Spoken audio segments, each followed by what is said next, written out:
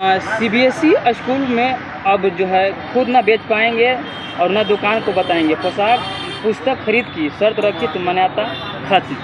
इस पर आप क्या कहना चाहते हैं? मैं ऑल इंडिया अभिभावक संघ अध्यक्ष राष्ट्रीय अध्यक्ष राकेश रॉय, मैं इस बारे में यही कहना चाहता हूं कि लोगों में एक जागरूकता नहीं आ रही है और इसी जागरूकता को लेकर हम जगह जगह जा रहे हैं, आरटीआई डाल रहे हैं और एक आरटीआई के तहत ऑलरेडी दिया हुआ है। ऐसा नहीं कि हम कुछ नया कर रहे हैं, सब चीज़ संवैधानिक और बना हुआ है, सिर्फ हम लोगों को जागृत करने की ज़रूरत है। इस आरटीआई को जब हमने दिल्ली में डाला और दिल्ली से हमारे बस हफ्ते फ़ोन भी आई और उसके बाद वो जो कागज़ भेजा गया, इसमें कहा गया कि आर्टिकल 21 के तहत ये एप्लीकेशन के तहत ये दिया हुआ है कि कोई भी स्कूल, चाहे एप्लीकेशन कोई भी स्कूल सीबीएसई एफिलिएटेड स्कूल न किताब बेच सकता है न यूनिफॉर्म बेच सकता है। अगर वो ऐसा करते हैं तो इसके आलोक में न सिर्फ उन पे कार्रवाई होगी बल्कि ये कार्रवाई यहाँ तक सीमित है कि उनकी एप्लीकेशन को ख़त्म किया जा सकता है। और इसी के लिए वो चीज़ को हमने जगह जगह आरटीआई जब हमारे पास आया तो मैंने कई जगह पहुंचाने की कोशिश की और जहां लोग जब जागरूक होंगे और मेरे पास या कहीं भी आएंगे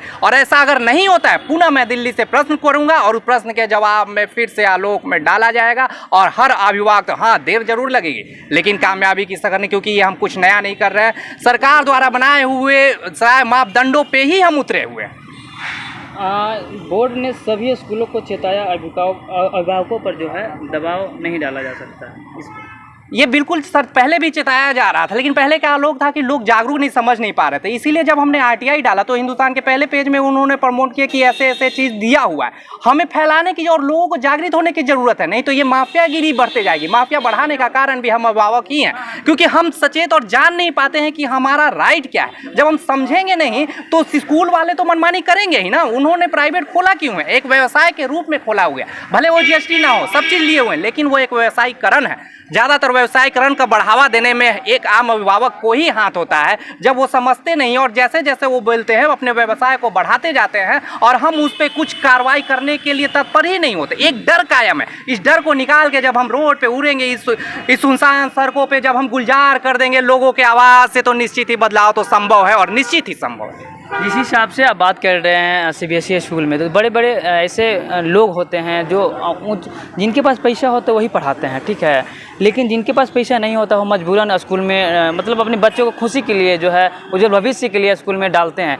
तो आखिर वो इस तरह के बहुत सारे ऐसे संस्थाएं चलती है, बंद भी हो जाती है, पता भी नहीं चलता है। बीच में मतलब मान लेते कोई अगर अवेयरनेस फैलाते हैं, फैला करके जो बीच में गुल हो जाते हैं। तो आपका पास क्या ऐसा है जो मतलब आप लोगों आपसे मतलब जुड़े और आपसे जो जानकारियाँ लें?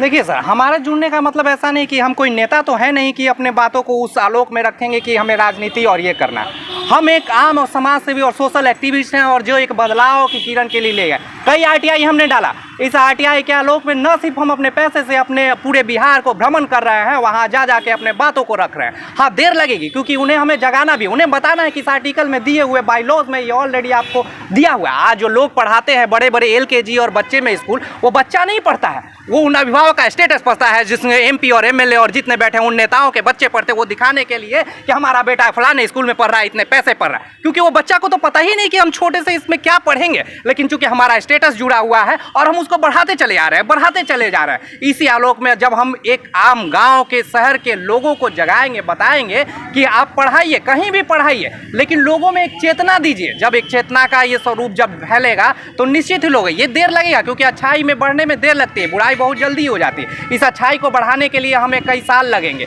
लेकिन हम इस लड़ाई को इतना कमजोर कर देंगे कि आने वाले पीढ़ी एक धक्का मारेगी तो गिर जाएगी। बदलाव संभव है, पॉजिटिव माइंड से हम हर के पास जाएंगे।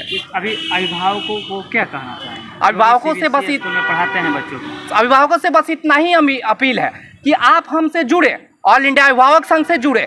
नहीं हो रहा है हमसे डीओ को बोले, डीओ को बीओ को कहीं भी कर रहे हो और मेरे थ्रू किसी तरह आते हैं तो निश्चित है आपका निदान देंगे हम लोग, चाहे परिस्थितियाँ कुछ भी हो, माफिया कोई भी हो। हाँ हल है, हल में समय लग सकता है, बाधाएं आ सकती हैं, रुकावटें आ सकती हैं, लेकिन वो आपका अगर साथ रहा तो निश्चित ही, क्योंकि ये प्रावधान दिया हुआ है। हम अलग फिर से कह रहे हैं, ये प्रावधान ऑलरेडी सीबीएसई बाईलॉ सब में दिया हुआ और उस प्रावधान के आलोक में हमारी लड़ाई।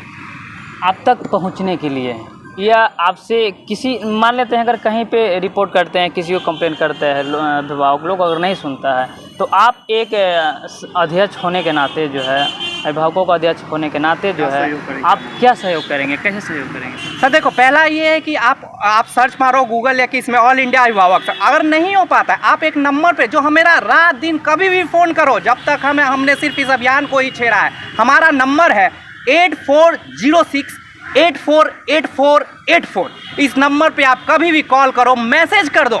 उस मैसेज के आलोक में हम आपको रिप्लाई भी देंगे और सॉल्यूशन भी देंगे, चाहे वो कहीं भी रहे, कोई भी माफिया रहे। इससे घबराने की ज़रूरत नहीं है। ये व्यवसाय बन चुका है और एक से एक MP MLA हर दबंग के लोग और बाहुबली लोग आ चुके हैं। बाहुबली जो बाहुबली होते नहीं हैं, लेकिन आप बाहुबली उनको दे देते हो, चोर डकैत को आप बाहुबली का नाम दे देते हो और उससे डरते हो। इस डर को निकालना होगा और इस लड़ाई को लड़ने, क्योंकि शिक्षा से ही बदलाव संभव है और कोई उपाय नहीं है जिससे कि गरीब और आम का बदलाव हो सके।